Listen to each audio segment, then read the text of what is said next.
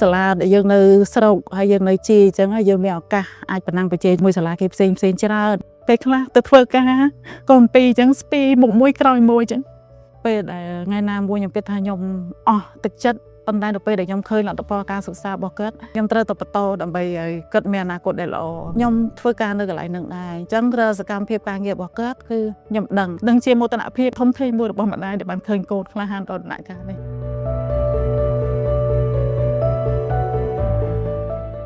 កូនខំប្រឹងរៀនអក្សរហើយនឹងចំណេះដឹងតែម៉ាក់ប៉ាខំប្រឹងរកទោះបីម៉ាក់ប៉ាហត់ឬក៏ឈឺក៏ម៉ាក់ប៉ាតស៊ូតាំងពីចូលប្រកួតសុខពីនិយាយអីចេះគិតច្រើនឃើញគេហូរពិបាកទឹកចិត្តអញ្ចឹងនេះទៅខ្ញុំថាកូនខ្ញុំនិយាយកើតទេពេលនេះនិយាយបានអរខ្លាំងនៅតែសប្បាយចិត្តទទួលយកលទ្ធផលរបស់កូនសំលើកទឹកចិត្តកូននៅតែឈ្នះក្នុងក្តីសម័យរបស់ប៉ាឃើញគាត់រៀងចាស់ចិត្តចាស់គំនិតច្រើនជាងមុនព្រោះគាត់ធ្លាប់បាននិយាយពីចំណង់ចំណូលចិត្តទៅថ្ងៃអនាគតដែលគាត់ចង់ណាអញ្ចឹងខ្ញុំគាំទ្រគាត់ថ្ងៃនេះប៉ារវល់អញ្ចឹងគាត់ក៏បានត្រៀមខ្លួននៅទទួលម៉ាក់និងប៉ាសប្បាយចិត្តជាមួយនឹងលទ្ធផលកូនធ្វើបានល្អជូនពរកូននៅវគ្គផ្ដាច់ព្រាត់នេះសូមឲ្យកូនទទួលបាននូវជោគជ័យពេលដែលគាត់ទៅរៀនគាត់ចេញយប់ខ្ញុំតែងបារម្ភពីគាត់ដែរប៉ុន្តែឲ្យរឿងខ្ញុំហាមគាត់មិនឲ្យទៅរៀនអីខ្ញុំអត់ណែហាមគាត់ទេផ្ដាំផ្ញើទៅកូនថាចង់ឲ្យកូនខំប្រឹងប្រែងនិងអាចជួយសង្គមឲ្យមានអ្នកចេះដឹងឲ្យច្រើនជូនពរកូនឲ្យកូនបានជោគជ័យសូមឲ្យកូនមានបញ្ញាជ្រះវៃមានសុខភាពល្អទោះបីជាកូនមិនបានជាប់ចំណាត់ថ្នាក់លេខ1ក៏ម៉ាក់សប្បាយចិត្តកូនធ្វើបានល្អតាំងពីដំបូងហើយ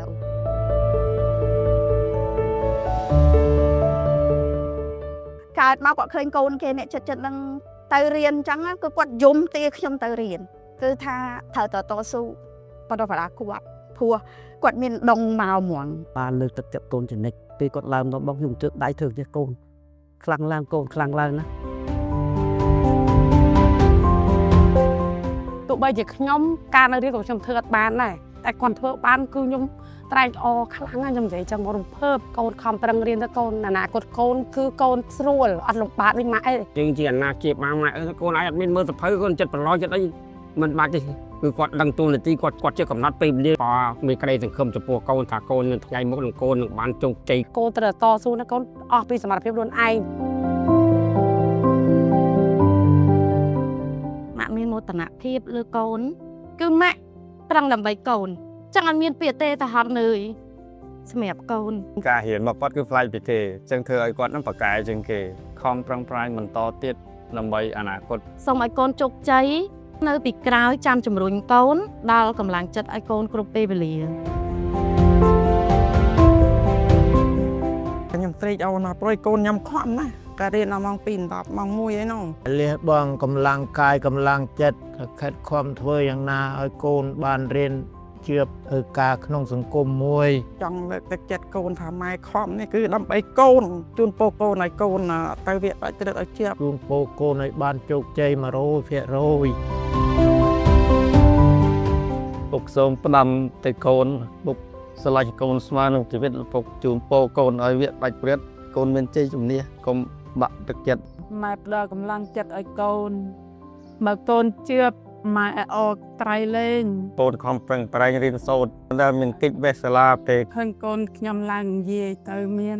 គណៈកម្មការមិនកាក់ស្មានកូនដល់យ៉ាងនេះឃើញកូនរត់ចេញមកអបម៉ែរំភើប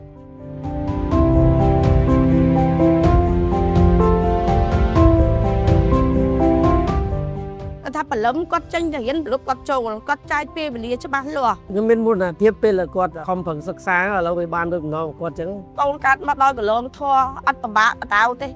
ម៉ាក់ពិតជាមានមោទនភាពនិងស្រឡាញ់កូនខ្លាំងណាស់ម៉ាក់ចង់ឃើញកូនជោគជ័យទៅថ្ងៃអនាគតប៉ាពិតជាស្រឡាញ់កូនខ្លាំងណាស់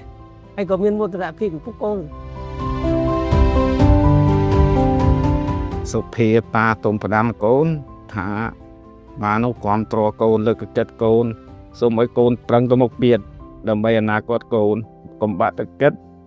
ត្រូវឲ្យកម្លាំងចិត្តខ្លួនឯងឲ្យច្រើនជាងខាងក្រៅ